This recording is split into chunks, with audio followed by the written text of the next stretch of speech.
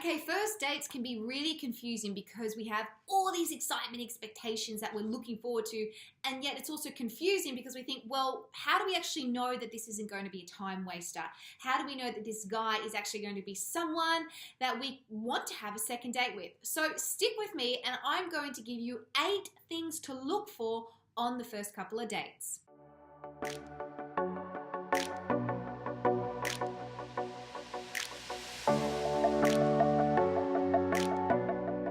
Hey everyone, I'm Renee Slansky. Welcome back to my YouTube channel.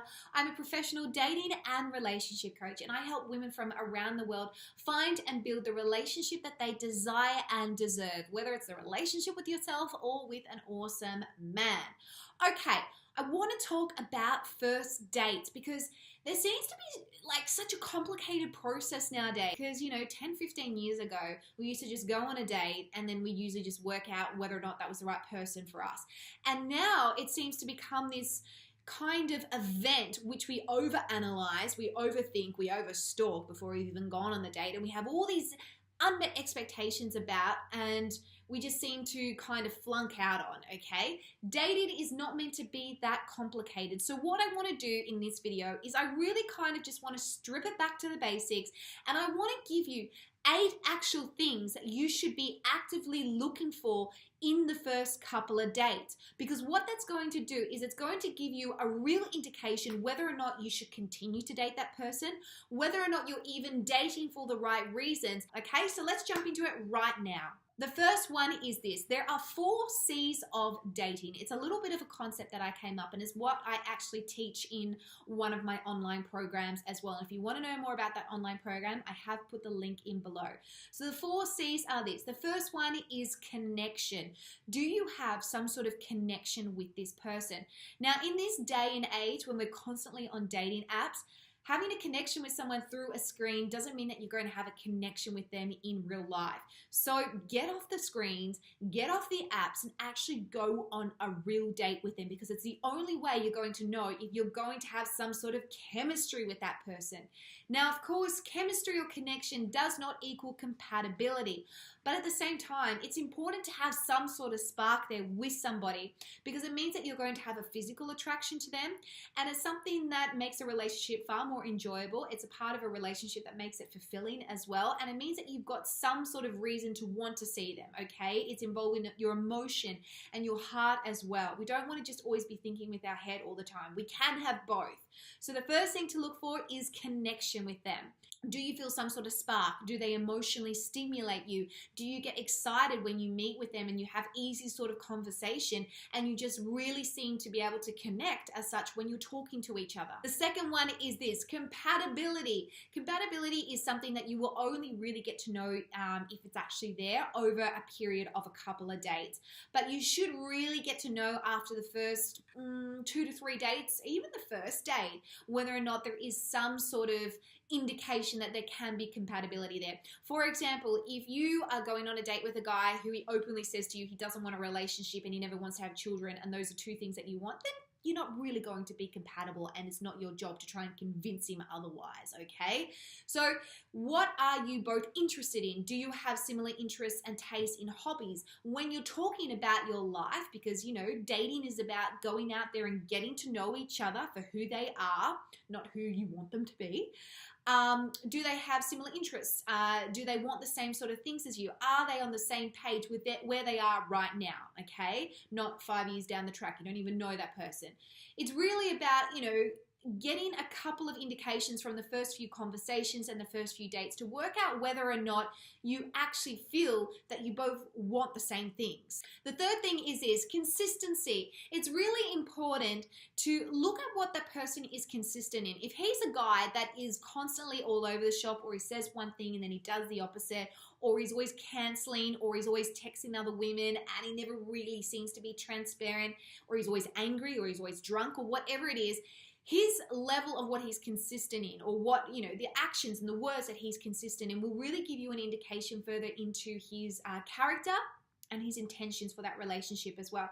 For example, if he's always consistently making sexual jokes, then chances are he probably only wants sex. If he's always consistent in being a gentleman, then chances are he actually really wants to prioritize you, he wants to show that he values you, and he wants to have the relationship go further on. So what is he consistent in? It's going to give you a real indication into the 4C, which is character. Now, character is obviously something that we want to try and get to have a little bit of an insight into in the first couple of dates, so that we're not being led astray, or so that we're not painting someone as this knight in shining armor when really he's just a frog.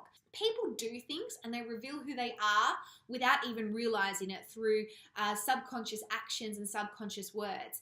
Now, if you're going on a date with someone and you're wanting to get to know them over time, it's best to really put them in different environments as well, okay? So it might be a daytime date, it might be a nighttime date, it might be a date where he pays or where you pay, or where there's alcohol, where there's not alcohol, where there's people, there's not people, okay? Different environments will actually help you work out more about his character, because what it's going to do is it's actually going to produce different reactions from him. And how people react to a situation, to an environment, to a circumstance really gives you a little bit more of an insight into who they are as a person. Be aware of what those red flags are and what those white flags are. If you don't know the checklist between the red, white flags, then it's really important that you educate yourself, because what we tend to do is we have a standard that's here, but if the healthy standard is up here, as soon as we get something remotely better, we'll think, oh my God, this is amazing. When in reality, if the normal standard's still here, you're still quite far away from what it is that is needed to be able to give you that healthy relationship that you want. Again, this is all stuff that I kind of teach in my online program for single women. I literally give you the red and white flag checklist, and also those kind of in-between flags that can go either way. If you want to know about that, again, the link's in the bio. The problem is we feel that we get blindsided in a relationship, or we feel like, oh my gosh, all of a sudden he ghosted me, when actually the indications were there much earlier on. It's just that we're not aware of what they actually look like. The fourth thing to look for when you go on the first couple of dates is, how do they make you feel? Do you feel safe around them? Do you feel secure? Do you feel at ease? Do you feel anxious? Do they make you feel excited, or do they make you feel bored? You shouldn't try and convince yourself how it is that you feel. You actually, in this instance, have to really listen to your heart and your mind about how you feel about that person. Obviously feelings can grow and develop over time. This isn't, again, about forcing a connection with someone. This is more about feeling whether or not you really enjoy being in their company. Like I said in other videos, when we get into a long-term relationship, we can't just base things off how we feel, okay? It's our choices and our decisions that will make our relationship stronger or weaker.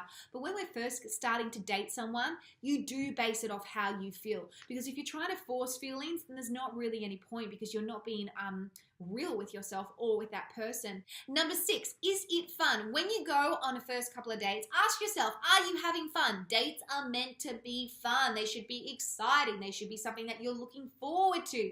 You should be able to have a good laugh. If you can't laugh with the guy that you're dating on the first date, let alone the next couple of dates, then really, what's the point? Number 7, it's easy. A relationship is not meant to be hard work in the beginning, okay? It's not to say that a relationship doesn't require consistent effort over time, but in the beginning, it's meant to be easy. You're not meant to be over-analyzing and overthinking and over-stalking and having all these big DMs and questioning and bringing up your past. It should just be fun. It should just be easy. There should be an ease of conversation flow. It should be about, both kind of being on the same wavelength and enjoying going to the same places.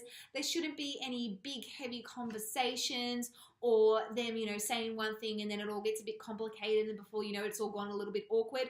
It should just flow. And lastly, number 8, the thing that you really want to look for in the first couple of dates is the potential, not necessarily the commitment.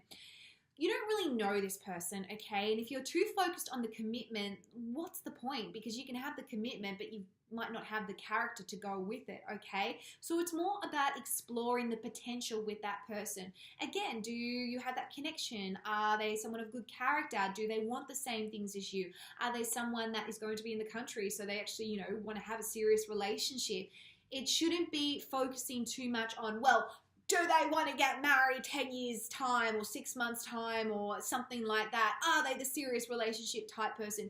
You don't know, and you're still getting to know that person as well. It's more important to just explore the potential of where it could go, because if they are wanting that commitment with you, then it'll happen by default anyway, and you won't have to have the talk, okay? Because it'll flow, it'll be easy, it'll just naturally progress to the next stage. What's more important is you being able to explore the potential of that person and the relationship that you can possibly have purely by taking each date as it comes, getting to know that person and their character, and of course being able to enjoy the process as well. Well, there you go, guys. My throat's about to go because I yell whenever I do these videos. Anyway, I hope that really helped clear it up for you and just brought it back to a little bit of black and white. Remember, it's not meant to be as complicated as you think. I do have that program which actually takes you from a single woman right through to knowing how to keep a thriving relationship that is healthy and strong with a guy. So if that's something that you want to know more about, simply click the link down below. And I have a webinar as well that talks about, really how to attract a high value man as well.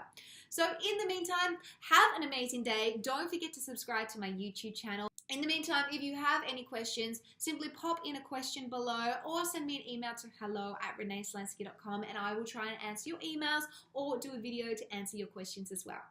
Okay, I'm out. Going to get another cup of tea. Bye for now.